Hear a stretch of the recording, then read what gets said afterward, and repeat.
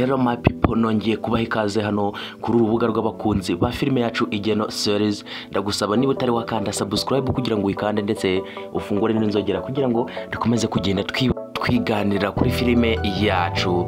Murabona ko rero ibintu bikomeje kugenda biba imidugararo.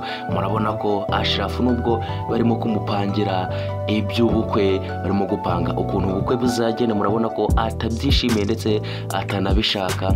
Murabibonye neza ukuntu ahise yitsibura akagenda, ageze mu cyumba ahondagura urugi, nibwo James ahise amugeraho aramubaza ati man ufite ikihe kibazo, nibwo amubwiye ati njyewe Rehema ntago mukunda habe na gato, ati rero nubwo twanashaka sinzi ko twabana kuko nge ntago mukunda habe na gato. Ese ko tubona ko bakomeje kugenda bamupangira iby'ubukwe, bagakomeza kugenda bamushingira iwo adashaka kandi mu by'ukuri yikundira Asifi we, muratekereza ibi bintu bizaba byagenda bite?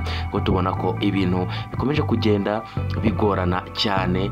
Ese Ashraf bizaba byamugendekera bite? Umuryango wose uri kuba wamushakira uriya mukobwa, uri kuba mbese ushigikiye uriya mukobwa Rehema ngo bari bashakana, ariko turabizi neza ko Ashraf yikundira Asifi we. Ese ibi bintu bizagenda bite ko tubona ko na Asifi we yashwanye na Ashraf, ibintu bikaba byamaze kugenda nabi?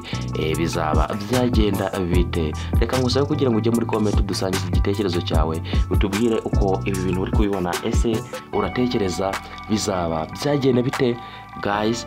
Ndagusaba kandi kugira ngo kande subscribe niba utari wayikanda, maze ufungure n'inzogera kugira ngo dukomeze kugenda twiganirira kuri filime yacu Igeno Series. Reka mbabwire ngo ciao ciao, ndabakunda cyane, duhurire mu kindi kiganiro gikurikira naho butaha.